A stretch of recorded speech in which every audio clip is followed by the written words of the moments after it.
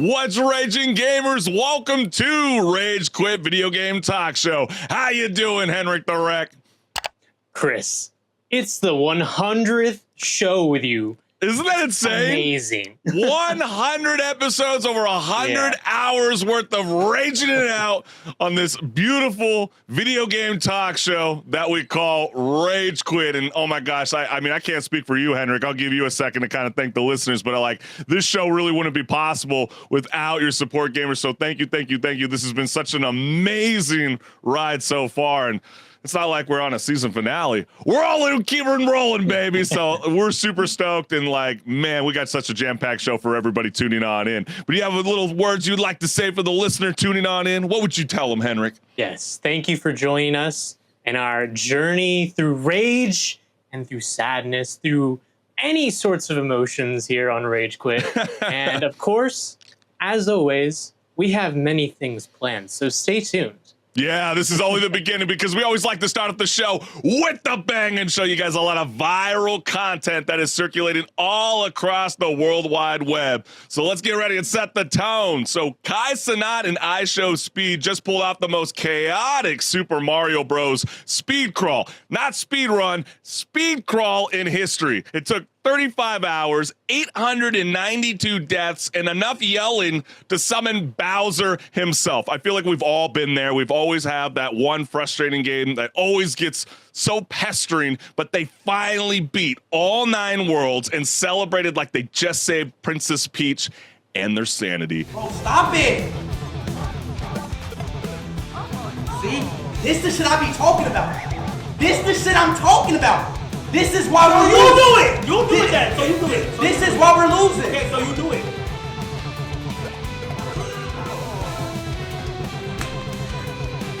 Let me show you how to do it. Oh, no, don't, because we're going to start over. You're not. Go, do it. Wait, okay, do it. Okay, good shit.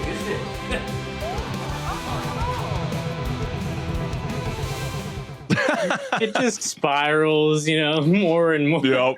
I love it. I think it's so freaking funny, man. I mean, if there were 2 streamers to really make this possible, it would definitely be Kai Cenat and iShowSpeed, bringing that energy to Super Mario, Bros. So we don't have to suffer. They can. So let's go into the comments. Oh yeah, they play in the Wii version. That's the best Super Mario Bros. Is it the best Super Mario Bros? I mean, are we only strictly speaking platform here, or are we speaking all time? All time, I'd say probably 3 is my favorite. Okay. But you know what? The Wii version is a very, very good game. And I was gonna go with say 3 or 4 in terms of the ranking.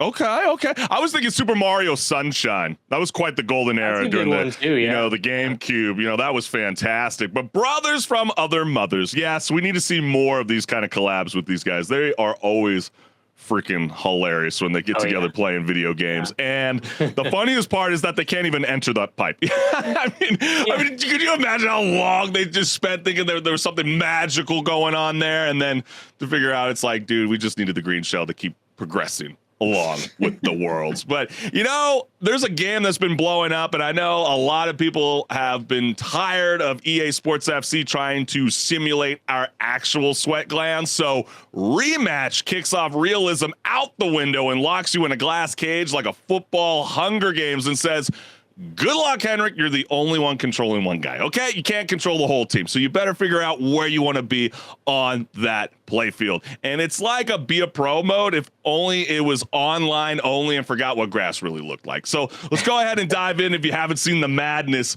of Rematch. You got this. We gotta do it to him. Bro. Don't. Look how high up he is, dude. Don't.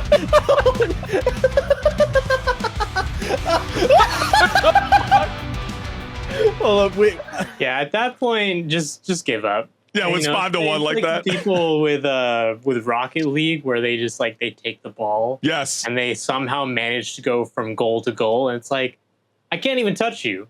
At least they weren't trolling like some of these really good professionals in Rocket League where like the time's already at 0, but they're still floating with the ball. And you're like, dude, you're already kicking my ass. Just end the game already. And just like that, I'll never touch this game. Bring back casual gaming. Why does everybody always got to bitch and complain? They try to do something different. They deliver on it. People are having a good time. You can clearly see the homies in the background are all laughing, having some fun, kicking other dweebs. And then you got to come and rain on the parade. Demon, IXO, because maybe you weren't a part of the Power Rangers after all, flaunting that fake dollar billio in your profile. Is that what's going on, Henrik? I guess so, yeah. It's just this person wants casual games. They want that's what I'm talking about, Henry. Price experience. That's the way to back your boy up, Chris Collins. And then this game is fun as F. Anyone who says it's bad hasn't played it, especially if you have a full squad. Yeah, you know, the experience so far with rematches, if you can go in with the homies or even just meet new friends and continue, you know, the match queues with each other, I feel like rematches, that's the way to go. You know, and there are certain games like that. You know, even before we were talking off air, you know, there's certain games where you just got to have homies with you or it's just not fun. Like the one I can think on the top of my head is Elden Ring Night Rain. Going in solo? Oh, God, I can't do it. You know, I'm going to pause out. And then if they build a proper physics engine on this madness, it's over. Rocket League walks, so rematch could 360 double back flip volley. Exactly, just as you alluded to, Henrik. Well, we want everybody to be safe this upcoming weekend because it is 4th of July after all. And it turns out your dusty old Nintendo 64 controller isn't just for Mario Kart nostalgia. It might just be the ultimate party trick. So who knew gaming gear could crack open more than just high scores? So take a look and be prepared for what is, I'd say, I'm weirdly impressed. What in the 1900s? I'd be damned. Okay, go ahead. That is more than that about the generation. You know? I know, but he said the 1900s. And it's so funny that he said that because I want to hear you first after the video, but I just kept thinking about my nieces and nephews. I swear, if they start referring to me as the 1900s, I might have to lose it. I might have to lose it. I mean, come on now. Like we can't be doing all that. Right, 1900s pipe. I know. 90s kid for life. We can't be throwing that around. Come on now, player. But Nintendo 64 will always be my favorite video game console of all time. Man, I miss the mid-late 90s and early 2000s. Wasn't it? Like, this is such a great console. And you know what? You see a clip like this and it makes you want to just go find that old controller just to even give it a try. Well, I did see you might want to just keep it around as a bottle opener. Well, today for the live show, it is July 2nd, and I've been seeing these memes going around saying we're a lot closer to 2050 than we are to 2000, Henrik. You understand that now? You're at the halfway mark. Yeah, we definitely are. Is reality starting to kick in, gamers? And then it's like they knew our Unk now. Right, I know, but it's funny. It's like they knew our generation would have a recession liquor cabinet, right? Who would have thought? And then last, with the way those things have become artifacts, I would never do something like that to ruin it. Just go buy a bottle opener. They're literally like $2 at Walmart. No, that's lame, dude. We're not doing that. So, Henrik the Wreck, are you ready to rock and roll, my friend? Oh, yeah, because we got something that we haven't done yet. A dating simulator. So strap in, because this is going to be a fun one.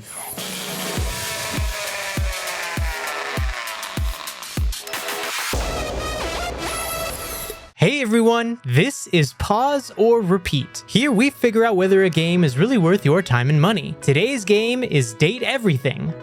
Date Everything has recently been able to grab some attention due to the wacky premise of being able to date anything in the game. But does the game deliver a good experience, or does it rely on a gimmick? Let's find out by first going over the gameplay.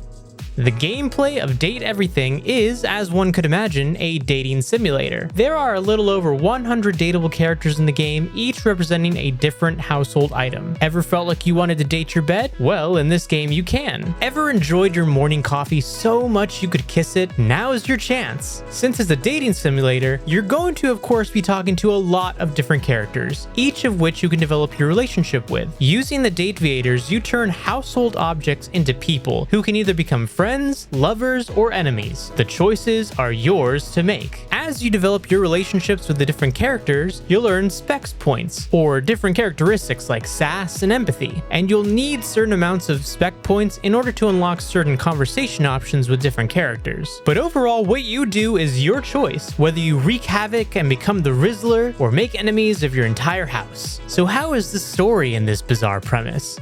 In Date Everything, you start off as an employee of Valdivian, recently hired and recently stuck in employee limbo. The company's AI chatbot is taking over your customer service job, so you have plenty of free time. A mysterious package shows up from an even more mysterious sender, and inside are the Date Viators. The sunglasses come to life as Skylar Specs, and she guides you through your journey of dating everything in your house. But now the question still stands. Pause or repeat?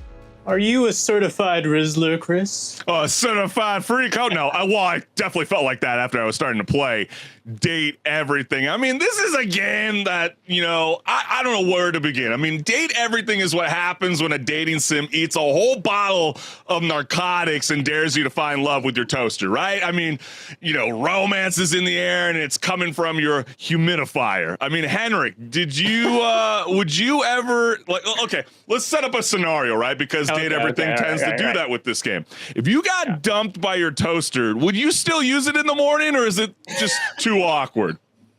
Hey, at that point, maybe you got to switch it for another one, right? Really? You gotta have to kick it out? Well, the game is over if you touch grass, right? True. So you gotta have to stick with that toaster. Oh, fine. Fair enough. Let the drones come on in. But yeah, this, you really set up the premise so well in your excellent video for Pause or Repeat. This is a really unhinged sandbox visual novel that lets you find love or something resembling it. Really with emphasis on the unhinged there.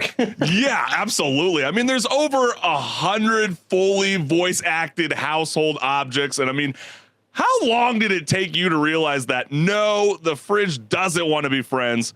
It wants commitment, Henrik. That's the funniest part about this game is just the idea, you walk into your house or anywhere in your house and you look at something. I look at my phone or I look at my water bottle or whatever. And it's like, you know what? I want to date that. That thing in particular, I want to date that. And then you make it come to life and you're now able to just date it. And it doesn't, like you said, want to just be friends. Yeah, that first statement that you said, you deserve to be on house arrest, okay? Maybe that's the whole premise. People that think like this shouldn't step outside. You touch the grass and the game ends, right? Maybe there's a premise that we're missing. Maybe there's a hidden lore that we don't know. But the storytelling wise, things spiral quickly, don't they, Henrik? I mean, because, it starts off, you're just a lowly customer service employee, and then immediately, oh yeah, by the way, AI is taking over your job. So yeah, thanks Microsoft. I meant capitalism. Actually, it sounds a little too much like reality, right? Yeah, I mean, instead of you get to that point, and then now all of a sudden you're just dating things in your house. Yeah, I mean, instead of applying for unemployment, you're gifted these magical glasses. I mean, I love them. They're called the Date Viators. Pretty clever name. They let you romantically engage with everything in your home. And is this what Elon Musk and Jeff Bezos meant by smart home?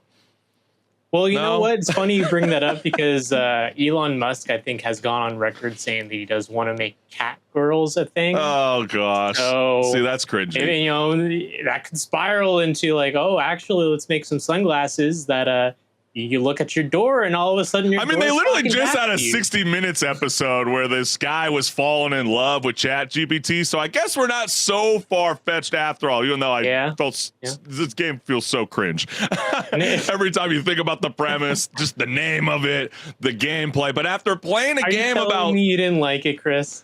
Well, I'm just thinking talking to the inanimate objects in your house. Well, you got to really be into visual novels to really embrace this kind of style of game. Because after playing a game about dating literally everything in your house, I don't know. Do you feel more emotionally fulfilled or just deeply concerned? Like, I was like, what the hell am I playing? But clearly it's becoming a fan favorite for so many. Why is that the case? Yeah. You know what? I kind of get it, though, because, maybe if this isn't your cup of tea, visual you're novels. starting to feel the energy of where I'm going with this. But hear me out.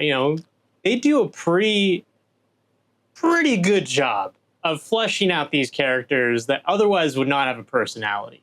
Like the fact that you can go talk to your coffee maker and it has a really good voice actor on top. All the voice actors in this I thought were phenomenal in their performance. Yeah, you're gonna see some people that you recognize like Troy Baker. Yes, or Ben Starr. He was in Expedition 33 recently as Verso.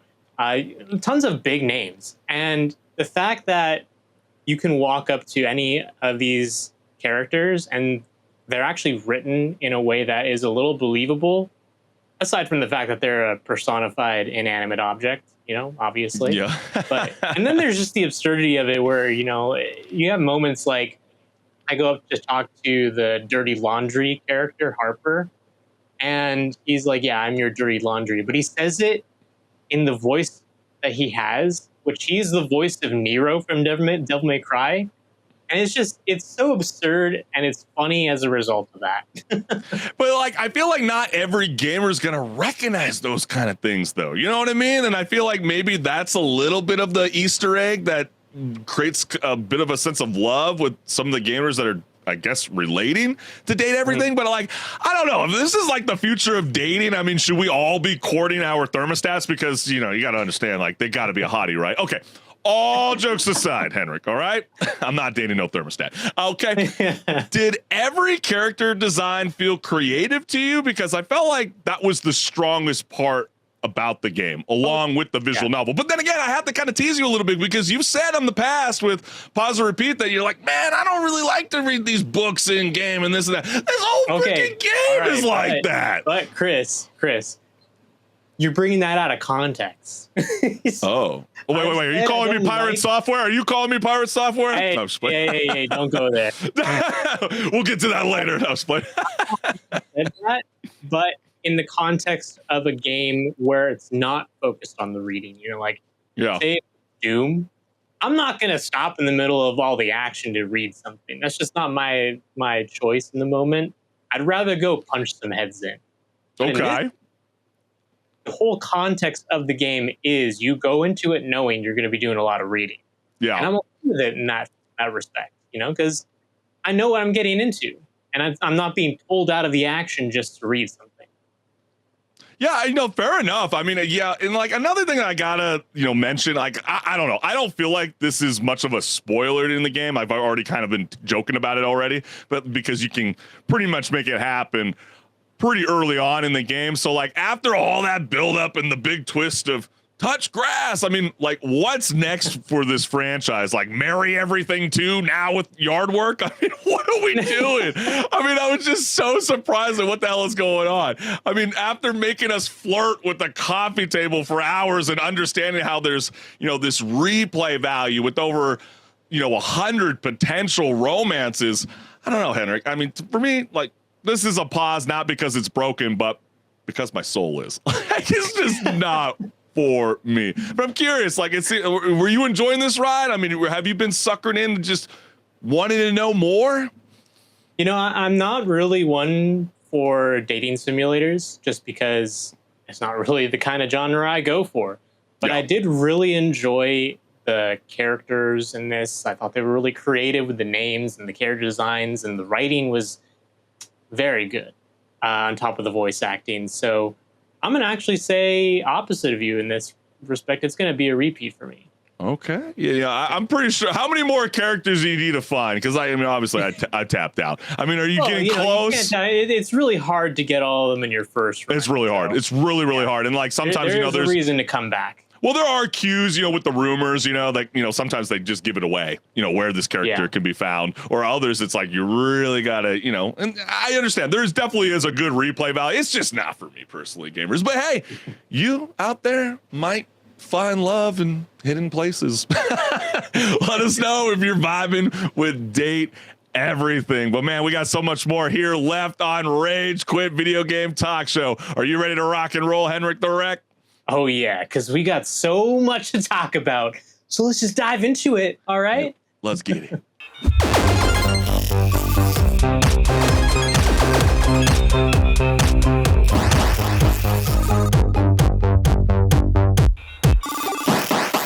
What's good, listeners? Welcome to Patch Notes, where my co-host Henrik the Wreck and I discuss gaming news, industry talk, and so much more. Let's get it. Summer's here, and July 2025 is dropping games faster than your backlog can cry for help. Whether you're suiting up in a mech, signing up for another round of Souls-like suffering, or getting launched into space without a GPS, there's no escape. We've got the madness lined up. So first up is Mecha Break, a 3 versus 3 or a 6 versus 6 hero shooter where you customize your mech and pretend you're in an anime that never got a proper ending. So these mechs don't walk, they zoom. So expect fights that feel like a Gundam brawl fueled on 5-hour energy shots. Yeah, if you ever had one of those, woo-wee, yeah, you're gonna feel that boost. You're flying now. You flying now. So let's go ahead and take a look before they boost right past us.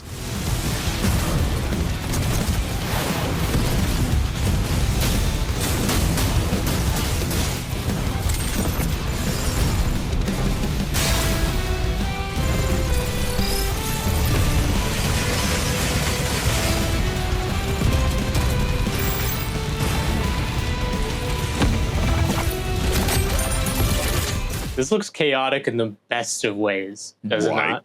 Oh man, it's I'm getting a lot of like Transformer vibes, Michael Bay, you know what I mean? Like I'm or definitely even just Armored Core, you know? Yeah, exactly. I mean, if you're like missing like, oh my gosh, I beat that game over and over and over again, I want something new, like golly, I mean, it's like they answered on this fever dream that we've all been wanting for so long. And like even in that, little teaser gameplay clip, it doesn't even show like the more customizable features within this game. You're just creating your own human to go in the mech. I mean, I'm hoping for much success. I don't want it to turn into a X-Defiant situation, you know what I mean? Or just what Microsoft's doing behind the scenes right now. It definitely could, considering it does feel like it might be a little bit of a niche shooter genre. Yeah. Mech shooter.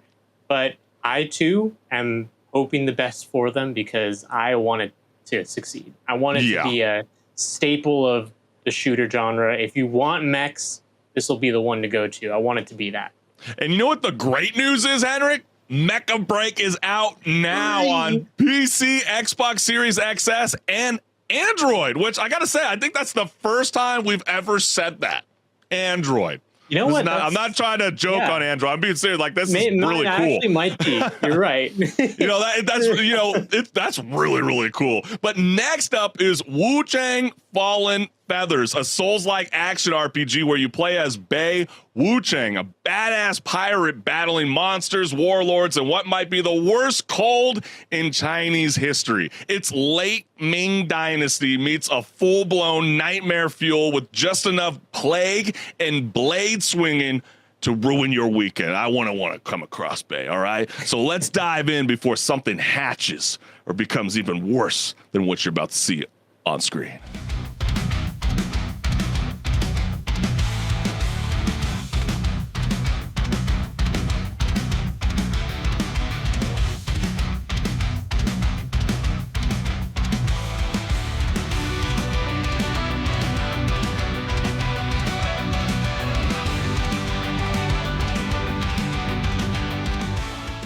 I've seen a lot of people describe this as it seems like Chinese Elden Ring, and not in a bad way, like in or Black Myth Wukong, just without the animals. And I say that in the most loving way because Elden Ring, but in Chinese mythology and from a Chinese developer, that sounds awesome. Yeah, it's either we're gonna like really love this kind of style of genre, or it's gonna become a point where it's gonna be so repetitive that we're just gonna be like, can we just mix it up a little bit? But no, I'm telling you, like, this game looks fantastic. Can't wait to get my hands all over it. And Wu Chang Fallen Feathers launches on PC, PS5, and Xbox Series XS on July 23rd. So make sure you mark your calendars. And also on deck is a game that never came across my radar until the beautiful co-host Henrik the Wreck showed it in all its glory to me behind the scenes. Wildgate is a PvP shooter where you jump between tactical ship battles and a chaotic FPS action faster than mutiny can start. So dodge space storms, hoard weapons, and either fly off with the artifact or go down like a budget sci-fi movie. So let's take a look before someone opens the airlock. No, I don't want to go.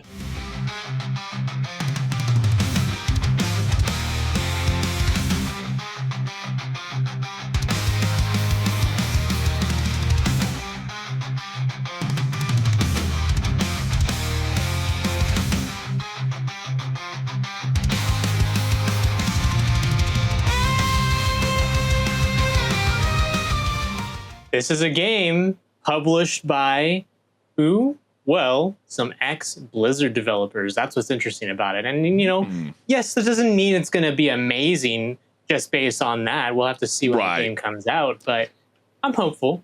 I like the quirkiness amongst it. I was kind of getting a little bit of Battlefront 2 mixed with a little Ratchet and Clank kind of going on, with the just the kind of playfulness, I guess, with the animation that's going on. I think it's refreshing, right? We got too many battle royales with the circles closing, and why not just have it where if your spaceship goes down, you're effed up. You're screwed. Okay.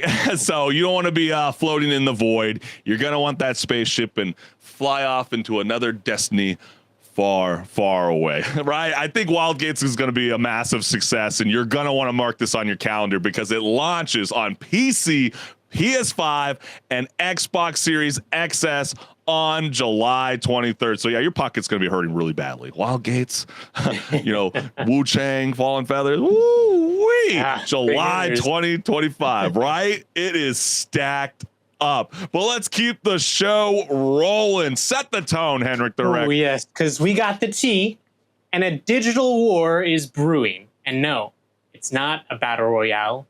It's Stop Killing Games, a movement led by Ross Scott of Accursed Farms.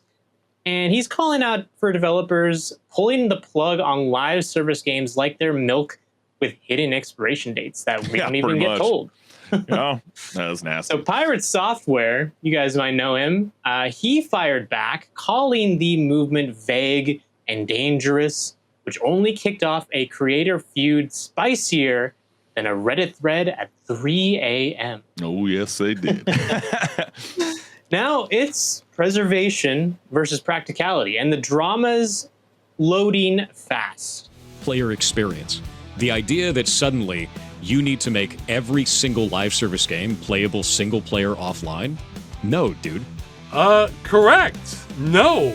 If you're against Stop Killing Games, and it's because of what you heard from Pirate Software, I think he represented Stop Killing Games as accurately as he represented his behavior in World of Warcraft and towards the World of Warcraft community. If you don't get what he means by his behavior to the World of Warcraft community, it's a whole rabbit hole.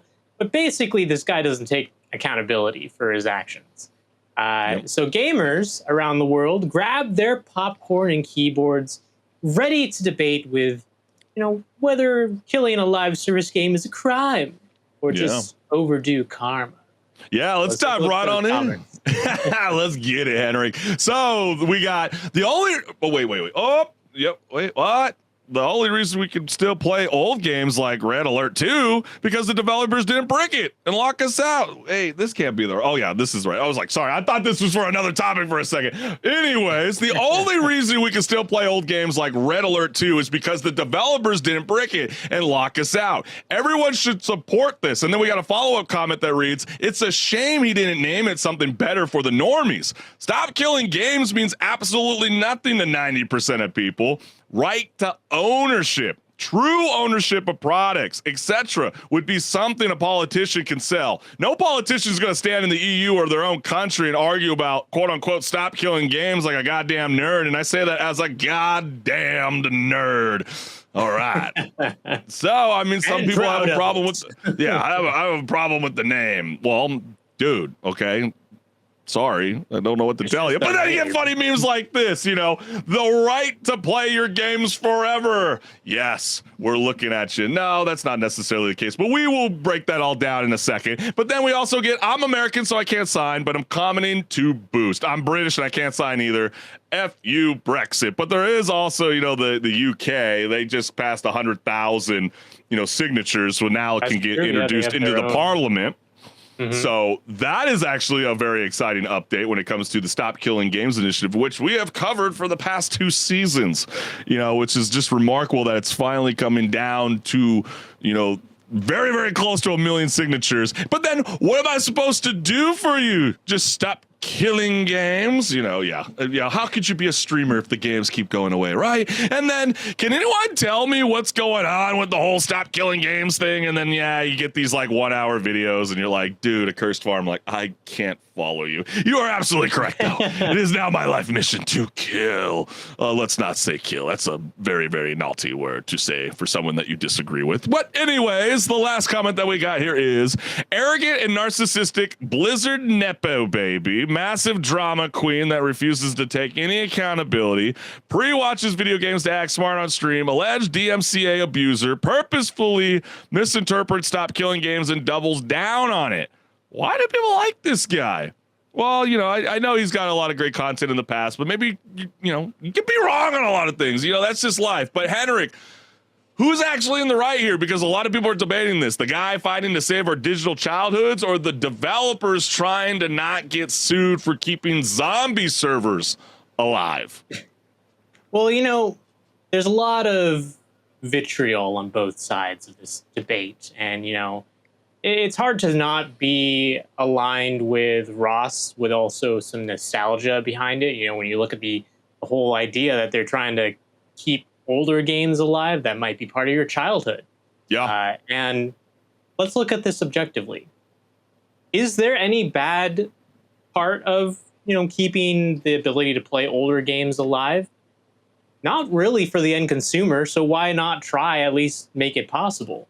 Yeah. And I know that Pirate Software had his own arguments as to why it would be bad for the industry and why it would cause maybe irreparable damage to some developers that would have to then go back and change things.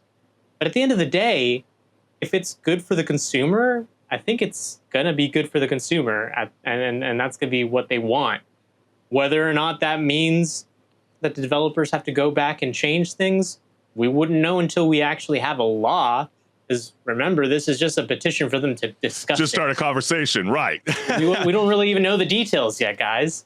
Yeah, but absolutely. It's exciting that it's actually looking like it's going to get to the point where it's going to be discussed. Yeah, because it's got a lot of momentum recently. Well, it is interesting that, you know, Curse Farms was like super upset with Pirate Software. He's like, man, I feel like you're really hindering from people actually getting the right information about what the hell is going on. And he thought that because of Pirate Software, he wouldn't get enough, you know, signatures on his petition that he's been working on for almost nearly a year. And, you know, there's no such thing as bad publicity. The minute this thing started blowing up, everybody wanted to read about Stop Killing Games, even though we've been trying to inform our own viewers about what the hell is going on, you know, the past 2 seasons, and then it just skyrocketed. I mean, look at that on screen. The European Citizens Initiative is open currently. It's at 90%. It's so close to being happening. Yep. I'm sure if it was in America, it would be already over. Oh, yeah, definitely. I would have signed it. I'm sure you would have signed it. You know, I'm sure some of our viewers would have signed it if it was a U.S. involved thing as well. Yeah. But just for reference, like this number, it's at 90% now, and this is a screenshot from right before the show. Yeah, exactly. But a week ago, it was around like 50%. Yeah, so easily. Picked up a lot of momentum in the last. Yeah, it's pretty wild to see over a couple 100,000, you know, people, you know, push forward with this. Obviously, you know, people complaining online going, I don't think you have the right proper name, right? We're going to find out. All right. If, you know, getting to less than 100,000 people can pull it off. But, you know, going back to even Pirate Software, you know, he's arguing that it creates these legal and technical burdens that most indie studios can't afford. And I understand that argument. You know, it could hurt the industry by setting unrealistic expectations for all online games. But according to Ross, the initiative isn't about keeping every live service game alive forever. That's never was referenced, and that's where it all got twisted. And I'm so glad that you know Scott addressed this, because he felt like he didn't want to be drama farming is how he called it. He didn't want to fall into that trap, but he felt like he needed to address it because it's about offering basic access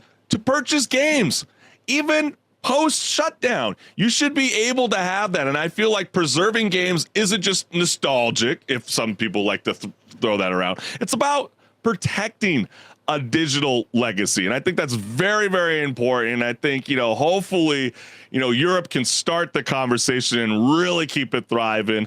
And how do you feel like this outcome will be if it does get in front of Europe? Do you feel like they're going to listen to it, Henrik, or is it going to turn into like here in the United States when everybody wanted to have a conversation about, the time change, should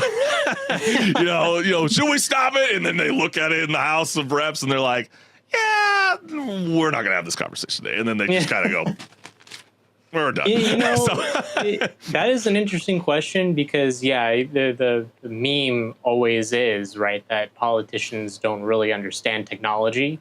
And so there's a definite chance that it'll come up to their plates and they'll be like, video games, huh?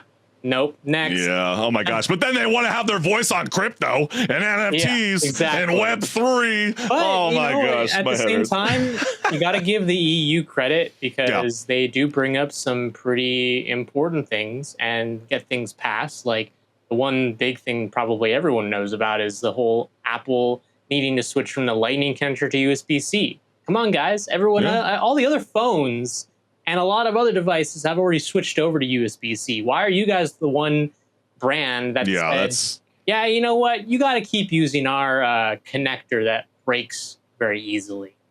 Yeah, that's aggravating. Yeah, that really is really aggravating. And I guess that's where you, the gamers, have to decide what side are you on. Are you with like Pirate Software, where he feels like the initiative is too broad and lacks clear solutions, or are you with Ross, who feels like this initiative isn't about keeping every live service game alive forever? It's about offering basic access to your purchased goods, your digital legacy. Let us know what's good. Yeah. If you are able to actually sign that petition and you feel like you like that message, go ahead and go sign it because it's only here till the end of July.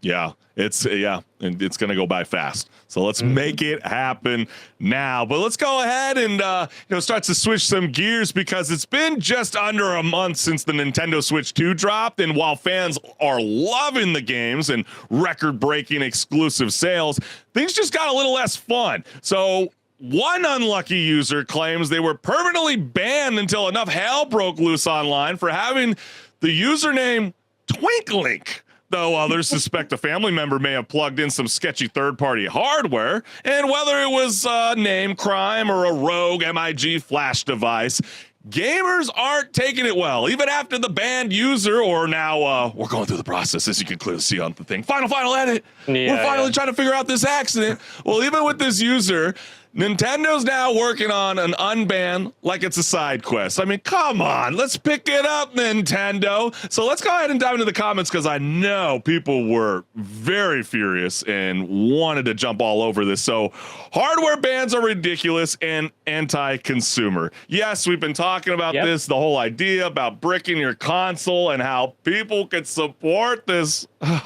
Yeah, it's just, there's no other way to put it. It really is just anti-consumer. Like, I bought the product.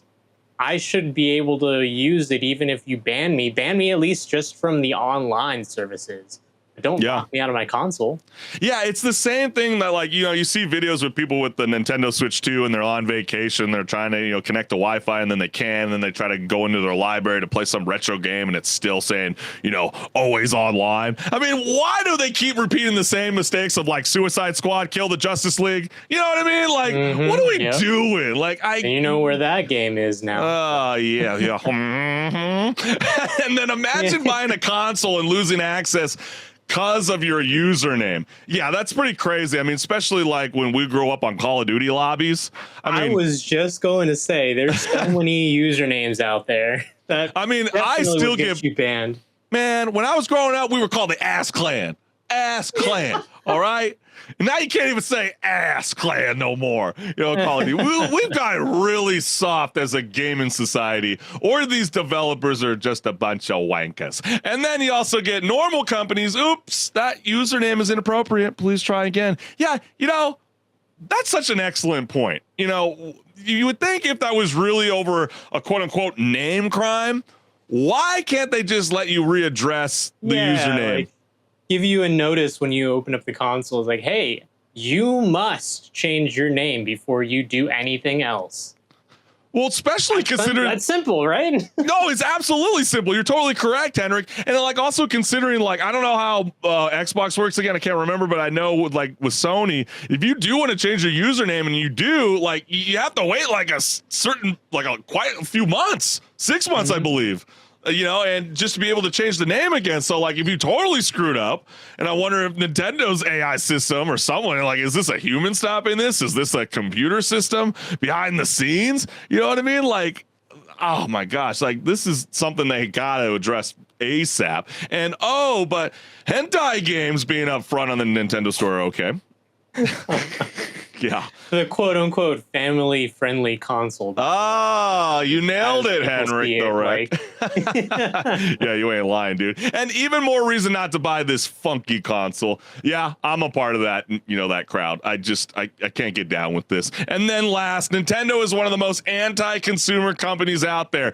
Pirating Nintendo games on PC is more ethical than buying them. We're not encouraging that, but it's starting to feel like that, you know, a little bit in a sense. And so, Henrik, do you really think Nintendo swung the ban hammer over Twink Link, or was this just a classic case of, yeah, you know, my sister totally didn't plug anything illegal? I swear, like, what the hell's going on? Now, I really don't think it was a case of plugging in something because those things, the MIG switches or MIG flash cartridges, they're not as common as people maybe believe them to be. And yeah, it would definitely get you banned, but I don't think that Nintendo would necessarily. Well, what would set it off? Because like I know it's kind of from a sketchy company. You can use these like MIG devices to be able to store like multiple games into one card, and you can try to plug it in your device, right? It's the size of a Nintendo Switch cartridge, but it can store more than one game. It can store several games if you even want it to.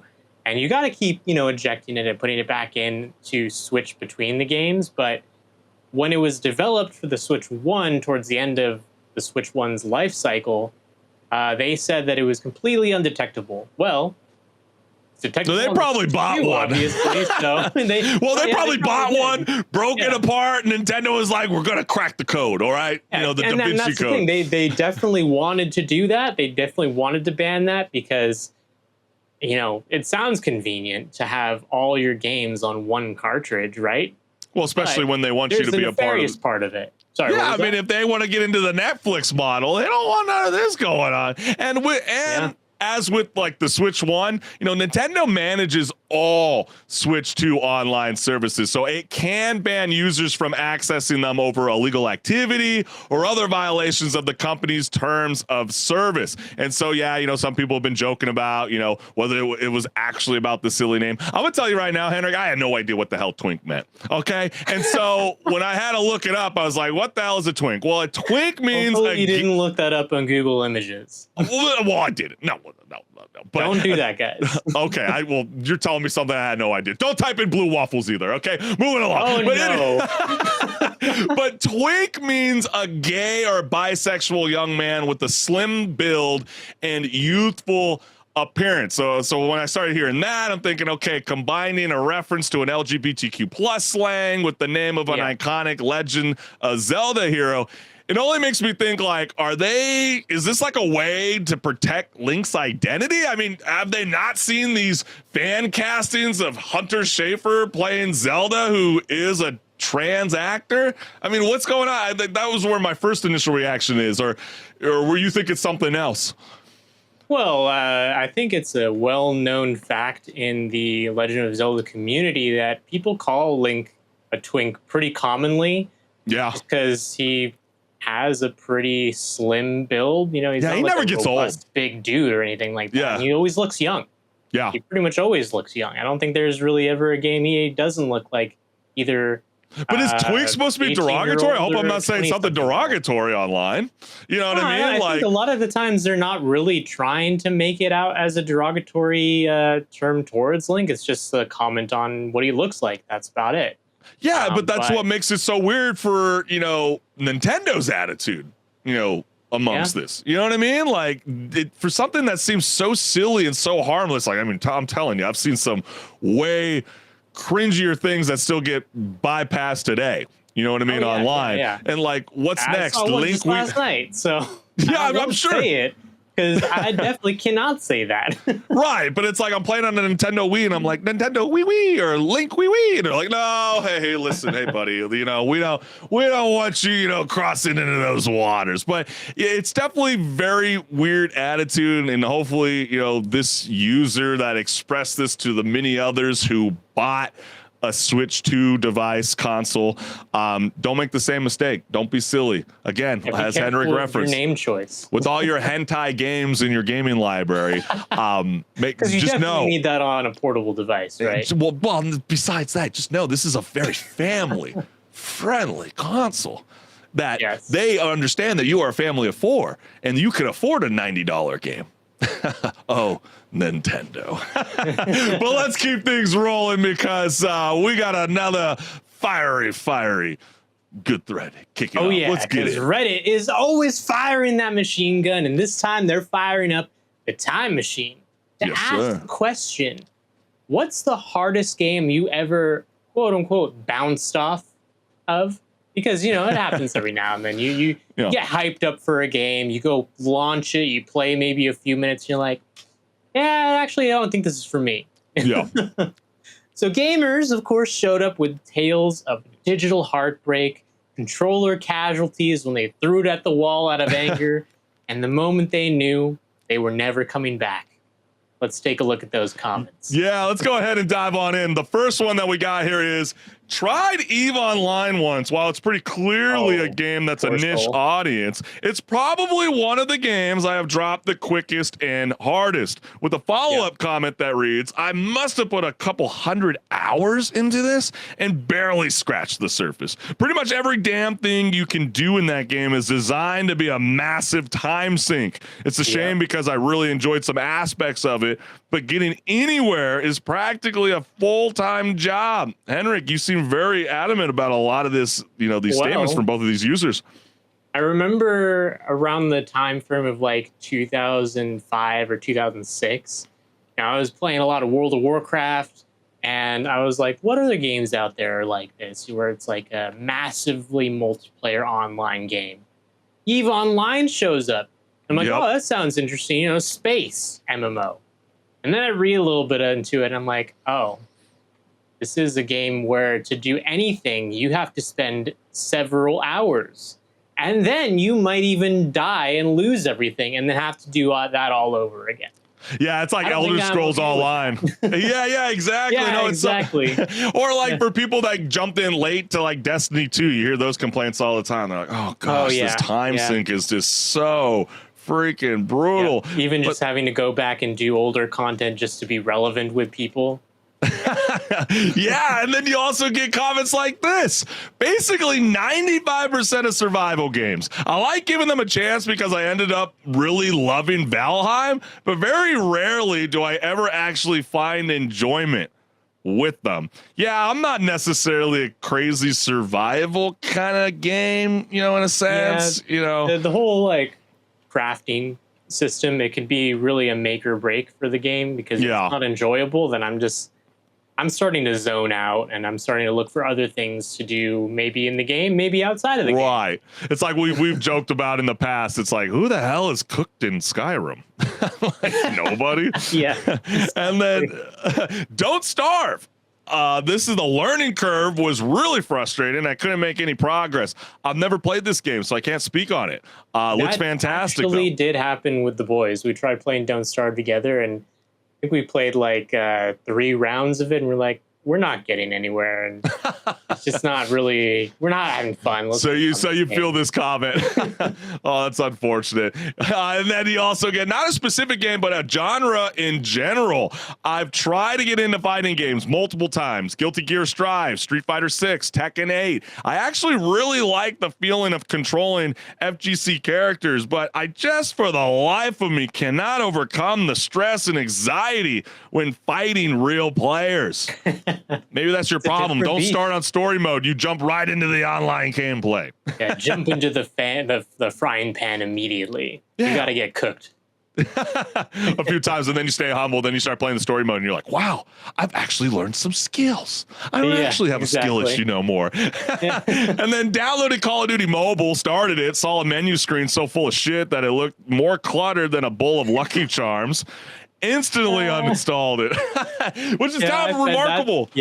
Because it's gone now. Unfortunate how mobile games end up being, and yeah, it's gone now. So. It's wild, very, very wild. I mean, is Call of Duty cooking up something that we don't know? I mean, are they looking towards the Microsoft gaming PC handheld console, whatever the hell they want to call these things nowadays, or will they make another grand return? We will soon find out. And then last, Fortnite.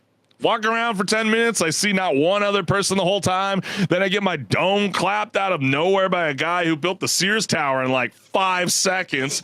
No thanks. I'll stick to my old man Card Road likes. That's actually kind of funny. Sounds like a skill issue, my man. No, I like it. I mean, there is a really cool, Blitz Royale. They just added it. You know, they're trying to cater towards the mobile audience, you know, considering how, the iPhones are now back in town when it comes to, Tomato Town, Fortnite, all that fun jazz. But, towers. Yeah, right. Exactly. So, the maps are a lot smaller. So they're starting to understand what that guy's saying. I don't want to keep looking for people. I'm just walking for days. This is not a Death Stranding walking simulator after all.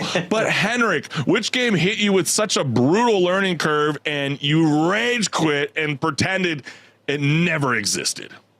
I don't know about learning curve necessarily, but just like I'm not vibing with it. We tried playing Sea of Thieves, the boys and I, one time during peak lockdown, and we hopped out of that pretty quickly before the 2 hours refund period because we saw there was like quests you can go do and all that sort of thing, but outside of that, it didn't feel like there was a whole lot to do. Hopefully it's more fleshed out now, but it was kind of concerning considering the game had already been out for a while.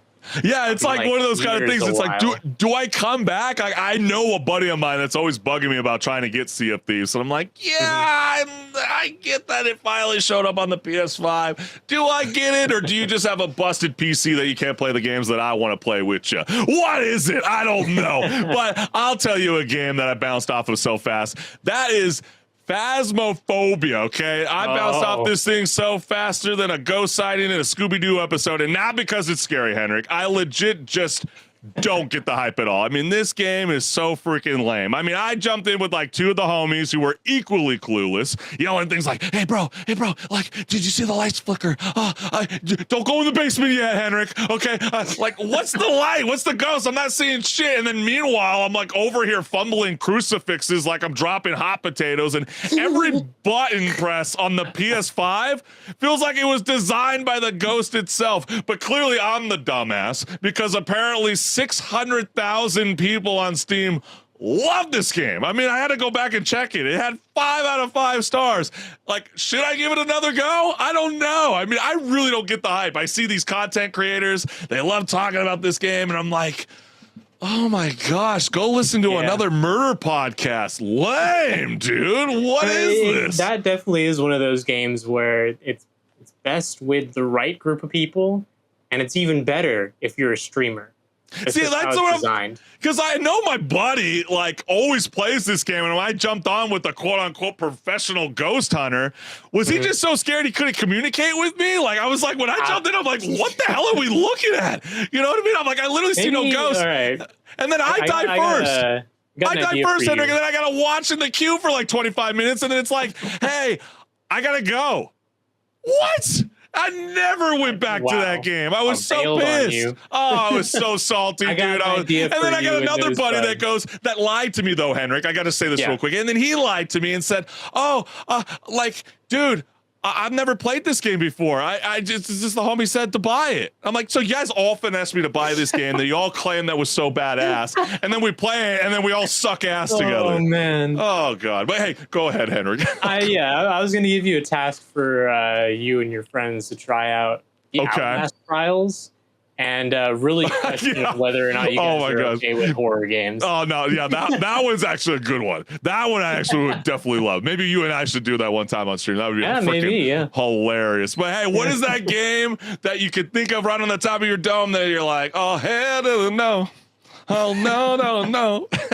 You bounced off of, refund. Get that dollar billio. Could have been Mind's Eye. That's another one I'm just randomly thinking of right away. That was a pretty massive dud. Kind of sad. Wanted it to work out. But hey, let us know what's good, the bad, the ugly.